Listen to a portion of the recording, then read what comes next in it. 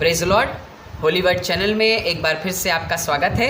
मैं चाहता हूं जब आप इस वीडियो को देखें, इस वीडियो को लाइक करें, शेयर करें और जिन्होंने सब्सक्राइब नहीं किया है वो सब्सक्राइब करें इस चैनल को, ताकि परमेश्वर का वचन आपको प्रतिदिन मिल सके और आप परमेश्वर की हुजूरी में और बढ़ते चले जाएं। आइए, आज का टॉपिक है जो मैंने भजन संहिता 23 अध्याय और उसके 6वें पद से लिया है, जो आखिरी पद है भजन संहिता 23 अध्याय का। और आज का टॉपिक है परमेश्वर के भवन में रहना, परमेश्वर के भवन में उपस्थित रहना। आइए हम वचन में चलते हैं और उसके नाम की बड़ी महिमा करते हैं। दाऊद कहने लगा अपने भजन में, जिस तरीके से हमने सिलसिलेवार तरीके से जिक्र किया है सारी बातों का, दाऊद उसी तरीके से परमेश्वर की महिमा कर रहा है, उसकी तारीफ़ कर रहा है, उसकी बड़ाई कर रहा है। और आज लास्ट पद में आकर उसने एक ऐसी बात कही जो एक मसीह लोगों के लिए ज़रूरी है, मसीहों के लिए ज़रूरी बात है। और वो मसीह लोग अगर हम इस बात को अपने जीवन में लागू करते हैं, इस बात का पालन करेंगे, तो हम परमेश्वर की आशीषों को अपने घर में और अधिकाई से देखेंगे। लिखा है कुछ इस तरीके से, निश्चय भलाई और करुणा जीवन भर मेरे साथ साथ बनी रहेंगी। कहने लगा भलाई, करुणा, आशीष, बरकत, सारी चीज़ मेरे साथ साथ बनी रहेगी। फिर उसके बाद कहने लगा, और मैं परमेश्वर के धाम में सर्वदा वास करूँगा, और मैं परमेश्वर के भवन में सर्वदा वास करूँगा। दाऊद की ये दिली इच्छा है, दाऊद का ये दिल से पैगाम है। दाऊद दिल से एक इच्छा रखता है कि मुझे परमेश्वर के भवन में बने रहने की आवश्यकता है। आपको बताना मांगते हैं, जब भवन निर्माण का कार्य दाऊद को मिला तो दाऊद बड़ी विश्वास योग्यता के साथ उस भवन को बना रहा है। लेकिन दाऊद अपने युद्ध में और अपने पराक्रम में और तमाम विजय में इतना व्यस्त हो गया और उसके बाद उसने गुनाह कर दिया, और इसलिए परमेश्वर ने उससे कहा कि अब से तू इस भवन को कंप्लीट नहीं कर पाएगा, पर तेरा पुत्र जो सुलेमान है वो इस भवन को पूरा करने का कार्य करेगा। और दाऊद की ये दिली इच्छा बचपन से ही है। दाऊद बचपन से ही परमेश्वर की उपस्थिति में रहने वाला इंसान है, परमेश्वर में रहने वाला इंसान है, परमेश्वर में चलने वाला इंसान है।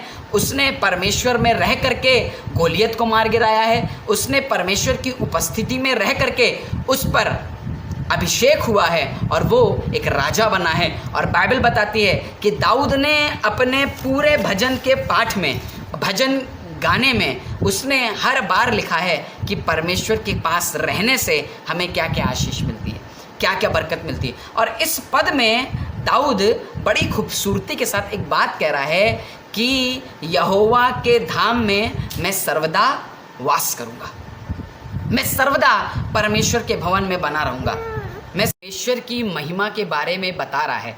और बाइबल बताती, जब उसने भजन संहिता 23 अध्याय लिखा है तो बड़ी खुशी के साथ लिखा है। और खुशी ये है कि परमेश्वर मेरी पनाह है, परमेश्वर मेरे छिपने का स्थान है। और बाइबल बताती दाऊद बहुत खूबसूरती के साथ सारी चीज़ों को लिखता है और बहुत एक्सपीरियंस के साथ लिखता है। इसीलिए उसने भजन की इस आयत में आकर मेरे और आपके लिए एक बात कही कि हमें परमेश्वर के भवन में सर्वदा बने रहने की ज़रूरत है, सर्वदा रहने की ज़रूरत है। और अगर हम और आप परमेश्वर के भवन में रहेंगे तो क्या क्या मिलेगा, ये भी दाऊद ने जिक्र किया है। आपको पता, भजन संहिता 84 अध्याय अगर निकालें, भजन संहिता की किताब उसका 84 अध्याय, भजन संहिता 84, और उसके आप अगर पहले ही पद से पढ़ना शुरू करें तो लिखा है, हे सेनाओं के यहोवा तेरे निवास क्या ही प्रिय हैं, मेरा प्राण यहोवा के आंगनों की अभिलाषा करते करते मूर्छित हो चला, मेरा तन मन दोनों जीविते ईश्वर को पुकार रहे हैं। बाइबल बताती है इसका प्राण जो है वो सिर्फ परमेश्वर के भवन की आशा लगाए हुए, क्योंकि उसको पता है भजन संहिता 27 अध्याय और 4 पद में उसने कहा है कि मैं तो परमेश्वर को यत्न से ढूंढूंगा। मतलब समझ रहे हैं, परमेश्वर के अगर भवन में हमको रहना है तो हमको यत्न भी करना है, यत्न से उसकी खोज करनी है। उत्पत्ति 17 अध्याय और 1 पद में जब परमेश्वर अब्राहम के सामने उपस्थित हुआ तो परमेश्वर ने सबसे बड़ी बात कही, पता है क्या? मेरी उपस्थिति में चल और सिद्ध होता जा। मतलब तुमको मेरे पास रहने की ज़रूरत है।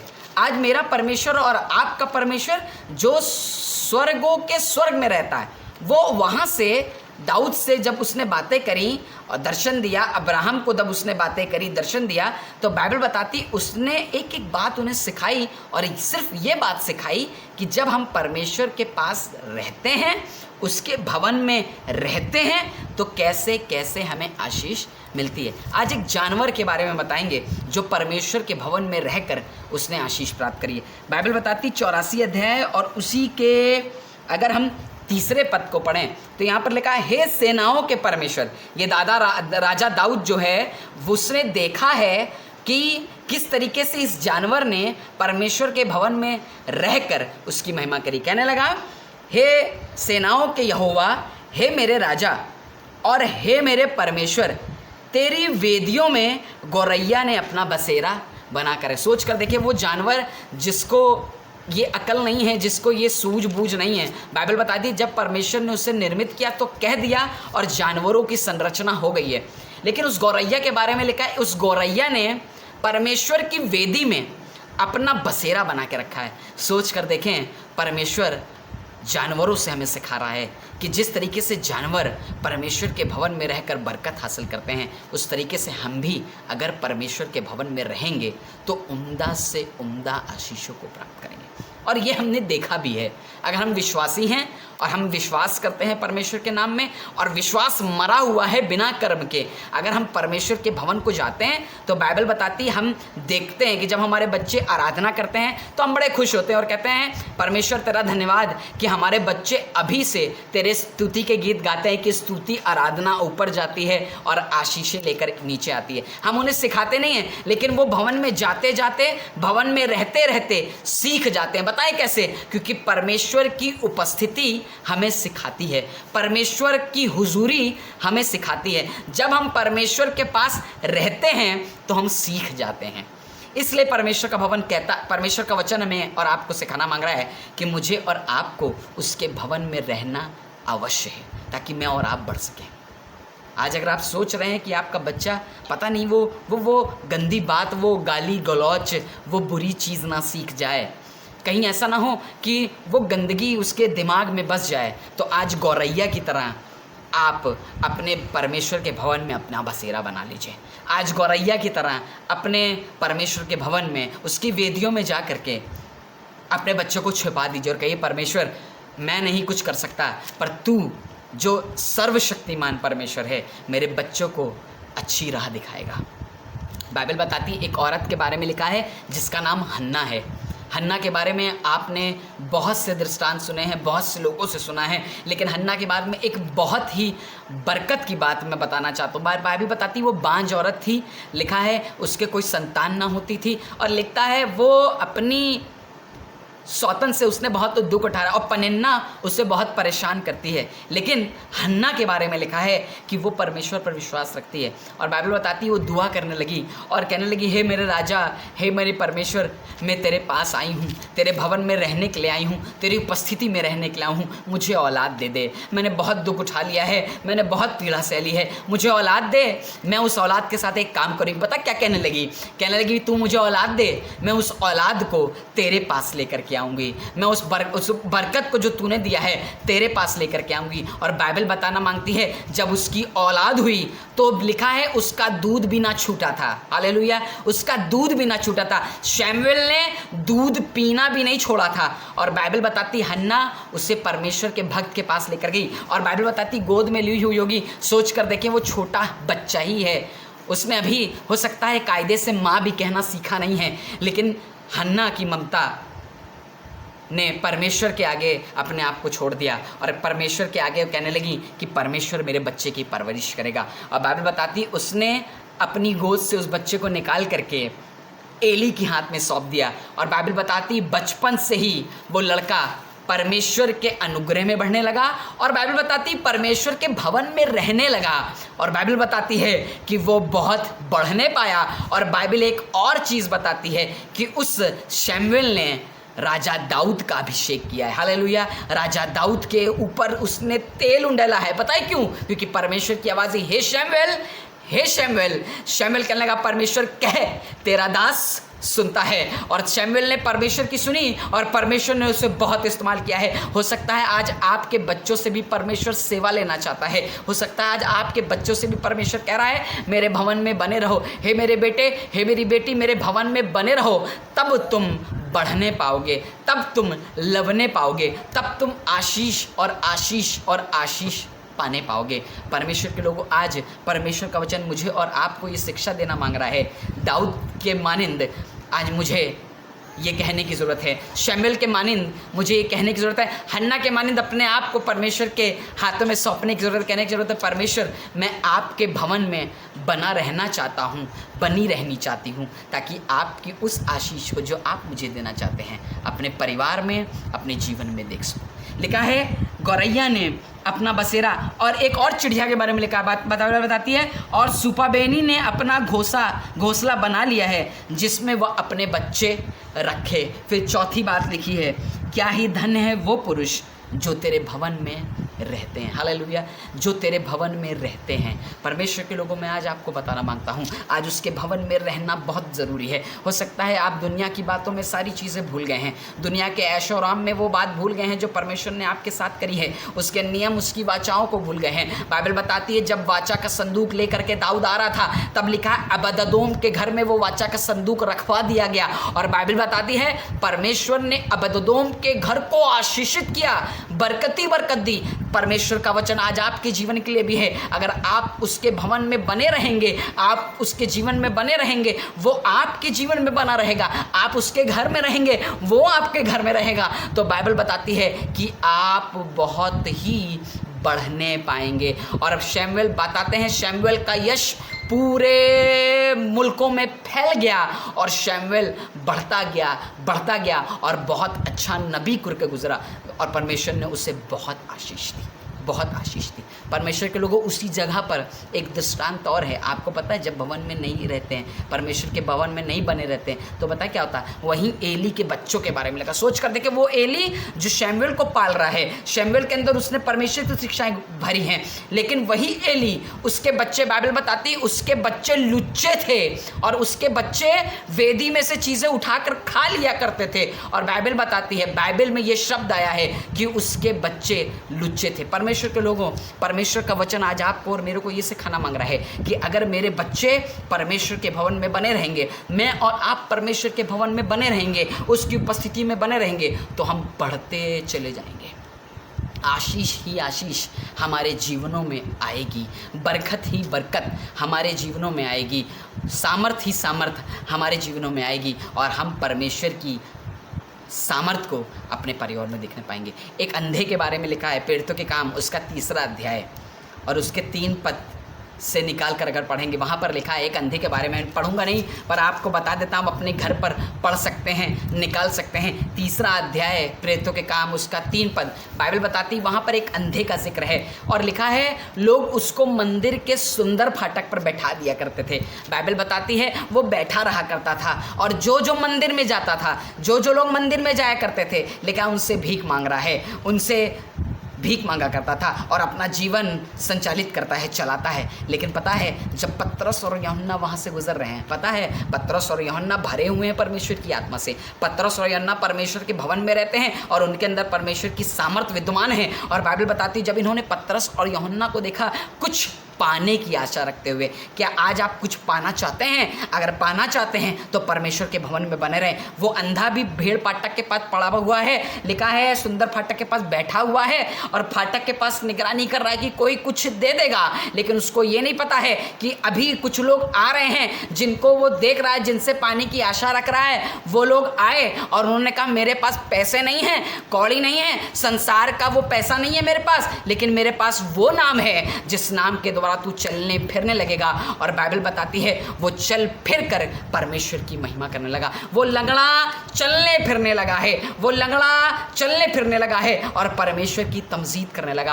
आज आप भी अगर अपनी बीमारी से लंगड़ा गए हैं, अगर आप भी परमेश्वर के भवन नहीं जा रहे हैं और बीमारियों ने आपको लंगड़ा कर दिया है, आपके जीवन को लंगड़ा कर दिया है, सब कुछ बर्बाद कर दिया है और आप परमेश्वर में बने नहीं हैं, तो आज परमेश्वर का वचन आपसे और मुझसे कहना मांग रहा है कि हे मेरे बेटे, तू यीशु के नाम से उठकर खड़ा हो जा, क्योंकि तुझे मेरे भवन में रहना अवश्य है, मेरे भवन में रहना अवश्य है। सबोपदेशक उसके 5 अध्याय और 1 पद में लिखा है कि जब तुम परमेश्वर के भवन को जाया करना तो सावधानी से चलना। जब तुम परमेश्वर के भवन में जाया करना तो बड़ी सावधानी के साथ जाया करना। परमेश्वर के लोगों, मैं आपको बताना मांग रहा हूँ, अगर आप परमेश्वर के भवन में रहना मांगते हैं तो गंदगी लेकर के हम उसके भवन में नहीं रह सकते, बुराई और गंदगी की बातों को लेकर के हम उसके भवन में नहीं रह सकते। और आप बेहतर जानते हैं कि गंदगी में किस बात कर रहा हूँ। परमेश्वर का भवन आपको सिखाना मांग रहा है कि अगर हम चाहते हैं हम उसके भवन में बने रहें तो पाक और साफ होकर के हम उसके भवन में जाएं, ताकि हम उसकी उपस्थिति का एहसास कर सकें, उसकी सामर्थ्य को प्राप्त कर सकें। बहुत सी बार जब कभी कभार हम उसके भवन को जाते हैं, बहुत सी बार जब उसके भवन में बने रहते हैं, तो बाइबल बताती है और हम भी अपने जीवन से ये इकरार करते हैं कि जब हम उसकी उपस्थिति में रहते हैं तो हम कहते हैं किसी ने मुझे छुआ है, मेरे रोंगटे खड़े हो गए हैं, मेरे पास जैसे पवित्र आत्मा निकला है। परमेश्वर के लोग, ये झूठ बात नहीं है। बाइबल बताती है कि वो तुम्हें छूता है, वो तुम्हें आहें भर भर के सिखाता है। और एक वचन और लिखा है कि तुम उसे टटोल करके प्राप्त कर सकते हो। जब हम टटोलना मांगते हैं हमें मिलता नहीं है, इसलिए नहीं मिलता है क्योंकि हमारे शरीर में गंदगियाँ भरी हुई हैं। लेकिन जिस दिन हम पाक और साफ हो जाते हैं, हम पश्चाताप के दिल के साथ परमेश्वर की उपस्थित जाते हैं, हम पश्चाताप के दिल के साथ परमेश्वर के भवन को जाते हैं, तब परमेश्वर का वचन बताता है कि वो तुम में बना रहता है और तुम उसकी बातों में बने रहते हैं। लिखा है जो डाली बहुत फल लाती है वो उससे छांटता है, और जो नहीं बनी रहती वो उससे काट डालता है। इसलिए परमेश्वर के लोगों को आज मैं आपको बताना मांगता हूँ कि मुझे और आपको परमेश्वर के भवन में रहना अवश्य है, ताकि मैं और आप परमेश्वर की बरकत को प्राप्त कर सकें, परमेश्वर की आशीषों से सिरों आसूदा हो सकें। आज का वचन परमेश्वर दाऊद के मानंद मुझे और आपको कहना मांग रहा है कि मैं यहोवा के धाम में सर्वदा वास करूंगा। क्यों वास करना मांग रहा है पता है? भजन संहिता 27 अध्याय और उसके 4 पद में लिखा है, भजन संहिता उसका 27 अध्याय 4 पद में लिखा है, एक वर यहोवा से मांगा है उसी के यत्न में लगा रहूंगा कि जीवन भर यहोवा के भवन में रहने पाऊं। वर मांगा है कि जीवन भर मैं परमेश्वर के भवन में रहने पाऊं। आज हमने बहुत से वरदान परमेश्वर से मांगे होंगे। हे परमेश्वर मेरे बेटे की नौकरी लगा दे, हे परमेश्वर मेरे जीवन में आशीष दे दे, हे परमेश्वर मेरे जीवन में रोजगार दे दे, हे परमेश्वर मुझे घर बंगला गाड़ी दे दे, हे परमेश्वर मेरे जीवन को अच्छा बना दे, मुझे इतना पैसा दे दे, मुझे इतनी चीज़ें दे दे, मेरी शादी अच्छे करा दे, मेरे घर में इंतज़ाम कर दे। मैंने बहुत कुछ वरदान परमेश्वर से मांगा होगा, लेकिन दाऊद कह रहा है कि मैंने ये वरदान नहीं मांगा, मैंने ये वरदान मांगा है कि मैं उसके भवन में रहने पाऊँ। परमेश्वर के लोगों, आज मुझे और आपको भी ये कहने की ज़रूरत है, हे परमेश्वर मैं तेरे भवन में रहना चाहता हूँ। जब मैं उसके भवन में रहूँगा, जब मैं उसके भवन में बना रहूँगा, तब 5वें पद में लिखा है कि वो तो मुझे विपत्ति के दिन में अपने मंडप में छिपा रखेगा, अपने तंबू के गुप्त स्थान में मुझे छिपा लेगा। 27 अध्याय 5 पद लिखा है, वो मुझे छिपा लेगा। जब मैं उसके भवन में बना रहूँगा तब वो मुझे छिपा लेगा, वो मुझे शक्ति प्रदान करेगा, वो मुझे सामर्थ प्रदान करेगा, वो मेरा शरण स्थान बन जाएगा। और बाइबल बताती है नीति वचन 18 अध्याय 10 पद में कि धर्मी उसकी शरण लेकर बच जाते हैं। के बारे में लिखा है सुलेमान जो दाऊद का पुत्र है, उसके बारे में लिखा है वो बहुत बुद्धिमान आदमी है और उसने बड़ी बुद्धिमानी के साथ उसने अपने पिता के इस वचन को जो उसने लिखा 23 अध्याय 6 पद कि सर्वदा परमेश्वर के भवन में बने रहो, इस बात को बड़ी बारीकी से देखा है। इसलिए उसने 18 अध्याय 10 पद जैसे मैंने आपके सामने पढ़ा कि यहोवा का नाम दृढ़ कोट है और धर्मी उसमें भाग कर बच जाते हैं। कैसे बच रहा है धर्मी? पता है क्यों? धर्मी परमेश्वर के भवन में बना हुआ है, परमेश्वर की बातों में बना हुआ है। और बाइबल बताती यहोवा का नाम दृढ़ कोट है, मतलब एक शील्ड है। धर्मी दौड़ता है और कहता है ये मेरे छिपने का स्थान है, मैं यहाँ सेफ हो सकता हूँ और मैं यहाँ पर रहकर बच जाऊँगा। और परमेश्वर के लोगों, मैं आज आपको बताना मांगता हूँ, निश्चित तौर से अगर आपको लग रहा है कि बहुत सी बार आपको कोई बचा नहीं पाया है, कोई शख्सियत बचा नहीं सकती, सिर्फ एक इंसान है जो आपको बचा सकता है, एक परमेश्वर है जो आपको बचा सकता है, एक शक्ति है जो आपको बचा सकती है। वो हमारे परमेश्वर की शक्ति है जिसका नाम है यीशु, जिसका नाम है यीशु मसीह, और वो आपके जीवन में जब आता है और आप उसके साथ रहने लगते हो, उसके भवन में रहने लगते हो, उसकी बातों में रहने लगते हो, पश्चाताप का दिल लेकर जाते हो, साफ करते हो, उसके साथ बने रहते हो, तो बाइबल बताती है कि वो मेरे छिपने का स्थान बन जाता है।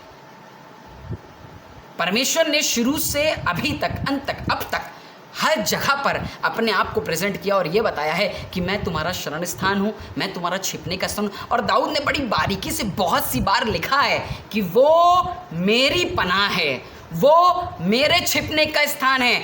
अगर आप इस वचन को बोलते हो कि मेरा परमेश्वर मेरी रक्षा करता है, तो इसका मतलब आपका परमेश्वर आपका बेटा बोलता है, आपकी बच्ची बोलती है, आपकी बीवी बोलती है, तो वो उनके लिए वो वचन लाभकारी होता है। और जब जब आप परमेश्वर के भवन में रहोगे तो परमेश्वर की आशीष प्राप्त करोगे, आप परमेश्वर की बरकत प्राप्त करोगे, आप परमेश्वर की सामर्थ को प्राप्त करोगे। परमेश्वर के लोगों, आज मैं इस बात पर आपका ध्यान केंद्रित करना मांगता हूँ कि दाऊद ये जान गया कि जब वो परमेश्वर के भवन में रहेगा तभी आशीष मिलेगी, जब वो परमेश्वर के भवन में बैठा रहेगा तभी आशीष मिलेगी।